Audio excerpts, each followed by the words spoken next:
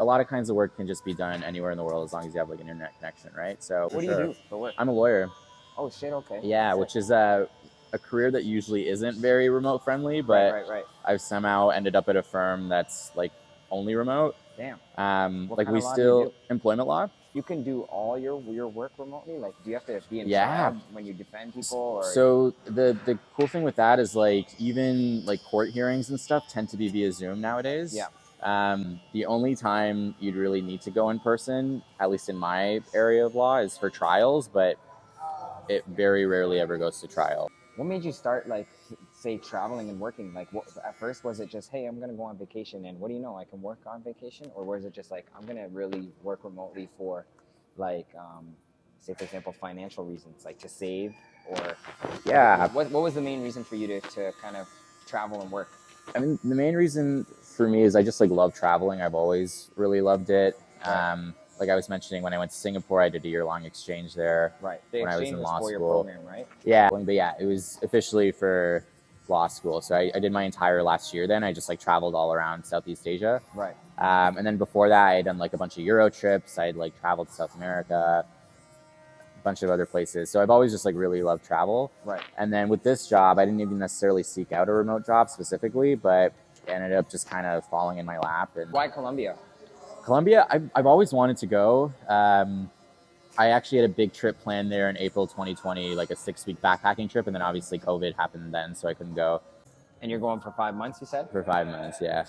I've always wanted to learn Spanish. Yeah. And I think the best way to do it, if you can, is to just go somewhere Yeah. and immerse yourself fully. And no one really speaks English there, so Right. I'm hoping that'll mean I'll kind of be forced to learn it. And it used to be known as the most dangerous city in the world, Yeah. like not even like 20 years ago. And just in the last couple of decades, it's like made a complete transformation. And now it's like been winning awards for like being the most innovative city in the world. And it's pretty cool to just kind of see how it's changed. I've always wanted to try out this sort of, I guess, like digital nomad experience. I know it's kind of a cringe term, but what is it about the digital nomad experience that piques your interest? I mean, I've always just been someone that's been like really interested in getting to know other cultures, like really like deeply and intimately. Like I'm not the type of person that travels somewhere and goes for like 2 days, checks off all like the big tourist sites and then like leaves. Like if I can, like why not go to a place for as long as possible to just get a feel for the culture, learn the language, meet new people. So my background's Lebanese, but I have family in Brazil. For whatever reason, I'm not sure why, but there's actually more Lebanese people in Brazil than Lebanon. It's kind of a crazy I didn't know statistic. Yeah, it's wild. Like compared to the family I have in other parts of the world, they're just so much more like passionate and lively. Yeah. Do you plan on saving more money, working and living in a place where it's more affordable, where the dollar goes a long way? Probably, yeah. I think so. I mean, I'm gonna be spending money because I obviously like while I'm there want to do like weekend trips and explore.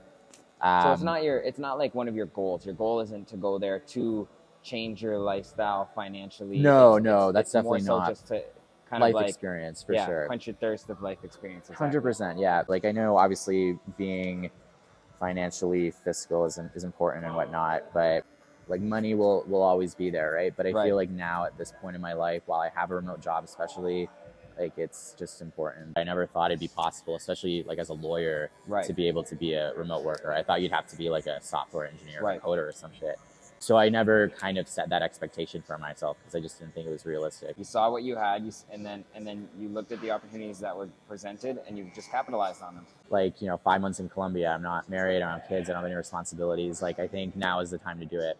10 years from now, I probably won't be able to, right? If you had to share this way of life with somebody who wants the same lifestyle as you, what tips would you give that person? You have your finances in order. You're not going abroad and spending more money than you're earning. I hated the salon environment. I learned a lot from it. I learned how to run a shop in a very premium level. Yeah. But the environment was so, I didn't see opportunities. I saw myself being put as like an employee and somebody who only makes minimum wage. And I was doing a bunch of grunt work, right? But then, the other 3 days out of the week, I'd be working at the barbershop. Like a goldfish can only grow as big as its environment, or a turtle can only grow as big as environment. And recognizing environments that are keeping you in a small fucking container versus, like your job where your boss is like, man, go travel, do what I'm doing. That's a good metaphor, right? You know what I'm saying? Yeah. Sometimes being an environment that encourages you to go further is better than the instant gratification of like, I want this pay, that, this. Oh, 100%. Like, I think for me, like a big thing is like, I'm young now. I don't want to like work my ass off and then enjoy myself at retirement, you know? Right.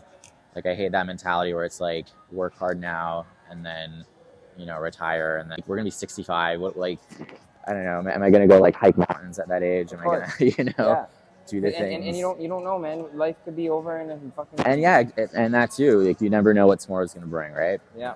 Let's say you're making, I don't know, 6 figures, but you're in New York. Yeah. You know, you're stuck to New York. You're confined to New York. Yeah. And that house, that 6 figures doesn't mean shit if a house is $2 million or a condo is $1 million. Yeah.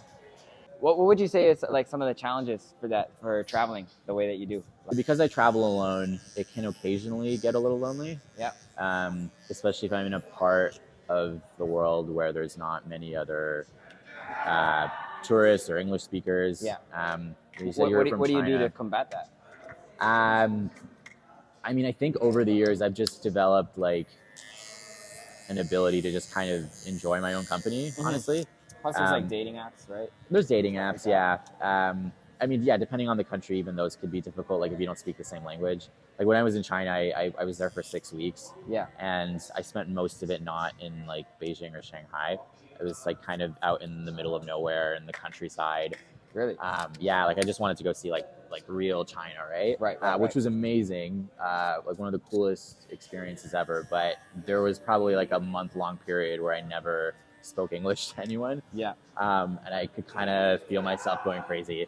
Yeah, it was like a really interesting sort of like test, I guess, of like, is this like lifestyle, you know, sustainable? Is this like really what I want to do? But I think that was just maybe more of it was a different circumstance. Like I would never do that permanently. It was temporary, and you know, and just in that part of the world. Can you speak Chinese or anything? No, like that? I could not speak. Like I would have to use my Google Translate app everywhere, like to buy like a ticket at the train station or like order food. Do the Chinese throw down? Like when you party with the Chinese, do they go nuts or no? Depending on where you were. Like I'd say, have you ever been to China? I have not, but I am Chinese. Yeah, I mean, you Kong, should definitely go. Oh, Hong Kong is fucking amazing. Hong Kong's amazing. Yeah, I would live in Hong Kong in a heartbeat. Hong Kong, the nightlife there is insane. Oh yeah? Insane, yeah. Well, I've seen like Crazy Rich Asians. I know most of that is from Singapore. It's in Singapore. Like, Singapore's tame, man. I gotta say, yeah, it's very rich, but it's not like you walk the streets and it's very like quiet and there's not a whole lot going on. But Hong Kong, holy shit! Like you go out. Oh, they go hard. Yeah. Yeah, I was gonna say in China, Shanghai is really great for that, for nightlife. Shanghai was probably the most like westernized city in like mainland China, I'd say. It's like really international. There's like lots of different cultures, lots of different expats, so it just kind of lends itself a more like cosmopolitan feel compared to other places. Compared to like Beijing, for example, which is like a little more tame, and then especially when you go to like interior, there's not much going on. But yeah, people in Shanghai, like they can throw it down for sure. What do you mean by cosmopolitan? What does that mean? So that means like it's like more of a global city. You know, there's people from like all over the world. Yeah, lots of tourists. There's like all kinds of like different restaurants, cafes, lots of languages spoken.